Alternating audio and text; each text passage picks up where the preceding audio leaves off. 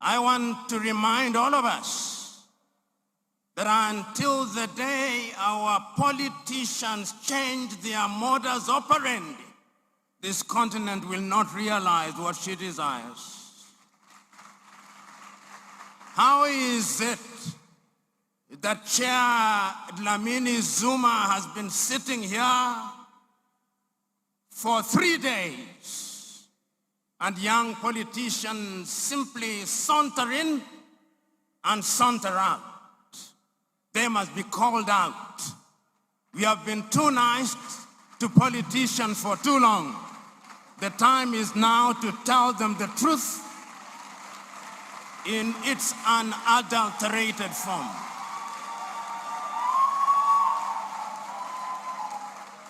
Brothers and sisters of Africa, a new storm is rising over the Sahel. The United Nations is now on the neck of Burkina Faso. The UN Human Rights Chief, Volker Türk, has openly called on Captain Ibrahim Traoré as government to reverse the ban on political parties to a Pacific space and to restore what they call democratic freedoms. They say, instead of banning political parties and jailing people for expressing their opinions, the authorities in Burkina Faso must open up space for civil society. They say, Faso must respect freedom of association, freedom of expression, and lift restrictions on political parties and NGOs. But the big question is this: is this really about democracy and human rights? Or is this about control, influence, and who decides Africa's future?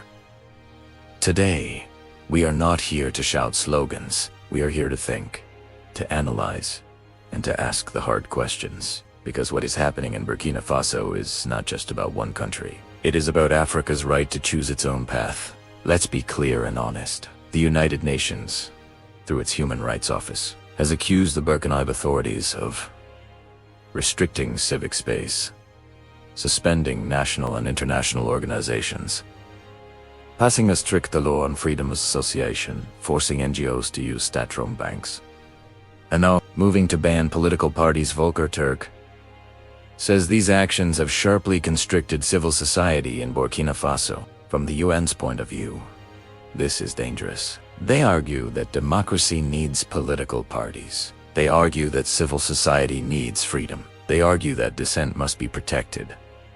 And on paper, that sounds reasonable. But Africa does not live on paper. Africa lives in history, scars, coups, betrayals, and broken promises.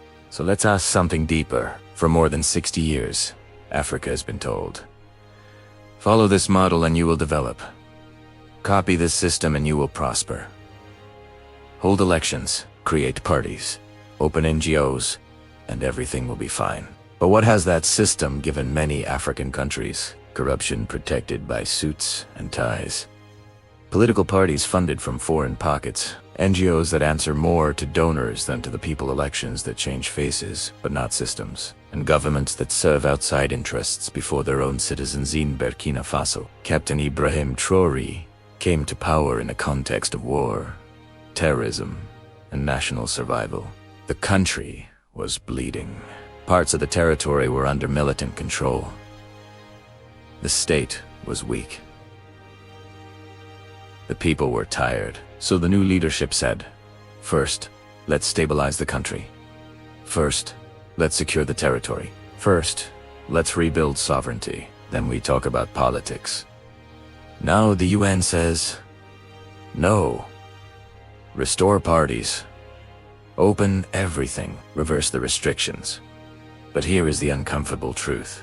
Many African political parties have not been tools of liberation. They have been tools of division, corruption, and foreign influence. Let's talk honestly, my people. Is it possible that temporary restrictions are being used to prevent chaos, sabotage, and destabilization? Because history shows us something painful. When African countries try to change direction, suddenly, funding appears for civil society. Protests are organized, media campaigns explode, sanctions are threatened, and the word dictatorship starts flying everywhere. We saw it in Libya. We saw it in Mali. We saw it in Niger. We saw it in Guinea. We saw it in Burkina Faso itself before. This does not mean human rights don't matter. They do. Deeply. But we must ask, are these criticisms always neutral, or are they sometimes political tools dressed in moral language? Captain Traoré's supporters argue that the old political system failed parties. We're part of the problem. The country needs discipline, unity, and focus, and national survival comes before political games. That doesn't make the question disappear, but it explains why this path is being taken. Now let's be fair and mature. There is a real danger here too. History also teaches us that power without limits can become abuse. Emergency measures can become permanent. Silence can replace debate, and security can be used to crush legitimate criticism. A strong state is good, but a state without accountability is dangerous. If Burkina Faso closes all political space forever, that becomes a problem. If voices are jailed simply for speaking, that becomes a problem. If civil society is destroyed instead of reformed, that becomes a problem. So the real African question is not N or Traoré. The real question is, how does Africa build sovereignty and freedom at the same time? How do we avoid chaos without becoming prisoners of power? How do we protect the nation without killing the nation's voice? And let's also ask this, honestly. Where was this loud UN voice when corrupt leaders were stealing billions? Where was this pressure when African elections were being manipulated? Where was this urgency when foreign companies were looting resources with legal signatures? Suddenly, when a country says, we want to change the system, we want to reset the political order, we want to put sovereignty first, now the alarms go off. Now the statements come. Now the warnings start. Africa is tired of selective outrage. We want real democracy, not donor democracy. We want real freedom, not freedom that serves foreign interests. We want real sovereignty, not flags without power. So, my brothers and sisters, the UN's message to Burkina Faso raises important questions, and Captain Traoré's path also raises serious concerns. But one thing is clear. Africa must stop being a classroom where others write the syllabus. Africa must stop being a lab experiment for imported systems. Africa must start building its own model of governance, rooted in its reality, its history, and its survival. The future of Burkina Faso must be decided by Burkina people, not boardrooms in New York, Paris, or Brussels. Yes, protect human rights. Yes, protect freedoms. Yes, protect voices, but also protect sovereignty, protect stability, protect the nation. Because without a nation, there is no democracy to talk about. The real revolution for Africa is not choosing between order or freedom. The real revolution is building both on African terms. Yes, here we are. Greetings and welcome everyone, my dear lovely family. Hopefully you're okay and doing well.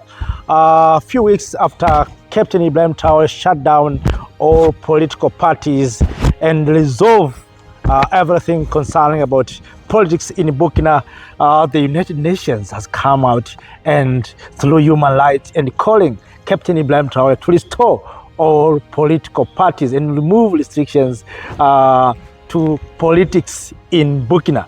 What is your thought on this matter? Why United Nations through human rights are concerning or much concerned with political parties in Burkina Faso? We know very well that after shutting down of political parties in Burkina, these Western agents has lost credibility to have access to the inner parts of Burkina. You know, they have been using these political parties as Western agencies, getting information, getting some news from what is going on, and so it is very easy for them to tackle and sometimes to restrict something from a certain country. So when Captain Ibrahim Traoré decided to shut down these political parties, they have lost everything. So now they are calling Captain Ibrahim Traoré to restore political parties by saying that is not human rights. Captain Ibrahim Traoré is abusing freedom of expression. Sometimes I wonder when US through Donald Trump kidnapped, of course, you can say that, captured President Maduro. The human rights said nothing. Can human rights speak to that, like that to China? Can human rights speak like that to President Trump? That, okay, we are talking about human rights. If true human rights, can the United Nations tell Trump, please release Maduro? So, family, brothers and sisters, right now I see that the Western agencies, they use UN and this is what we call human rights, trying to force Captain Ibrahim Traoré to restore political parties.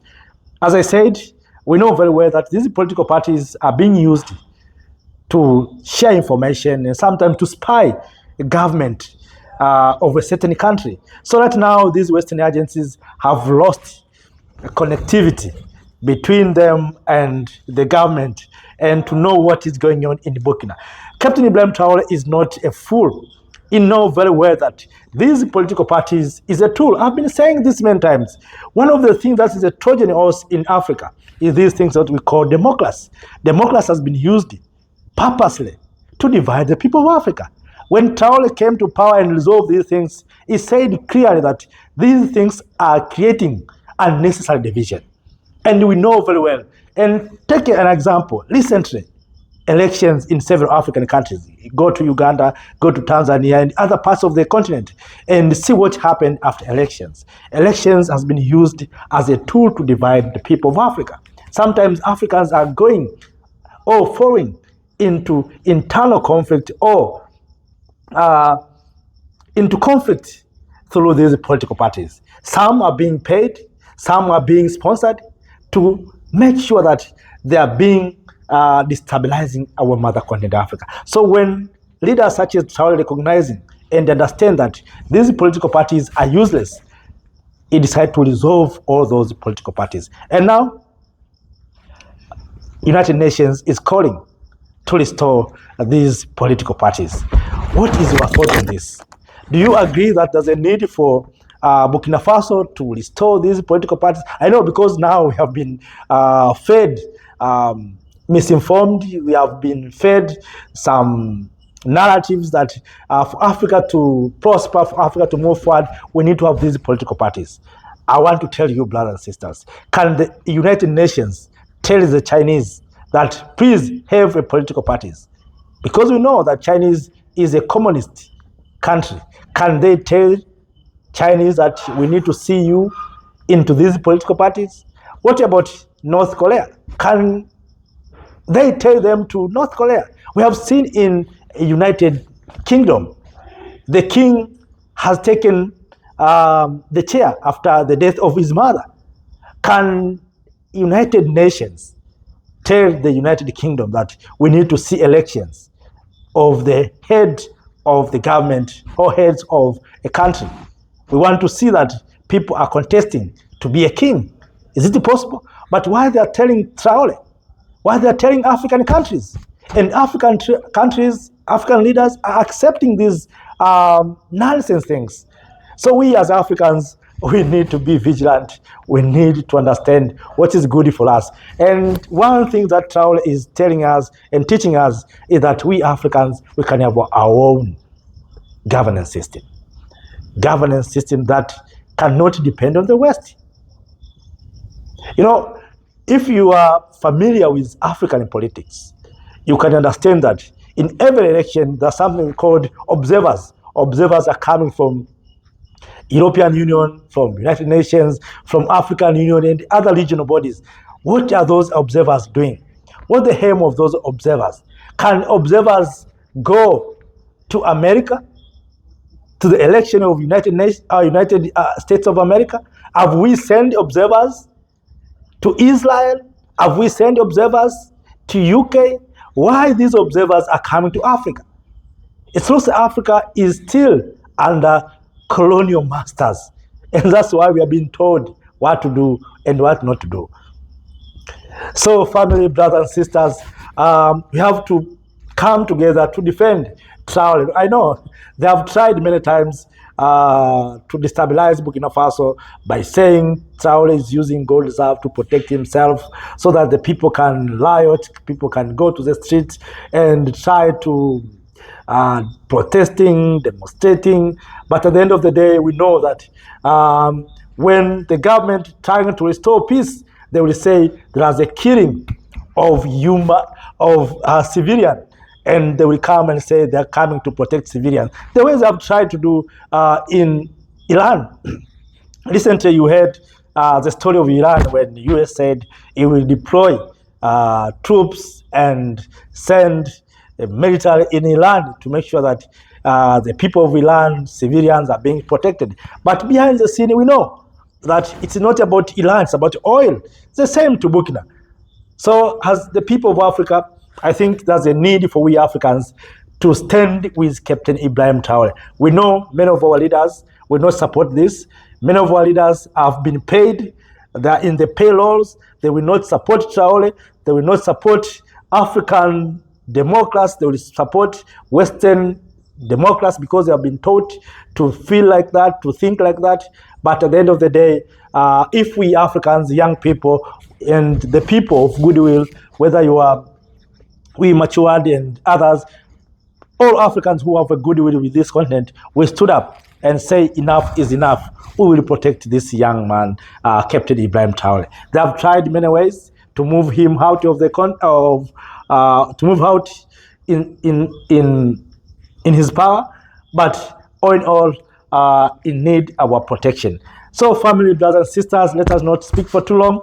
I'm just sharing this for you, brothers and sisters, to know and to understand what is going on right now in your beautiful continent, Africa. So I'm speaking from here in your beautiful continent, Africa. So, family, have a nice time. See you next time in other video. Thank you. Thank you, Africa.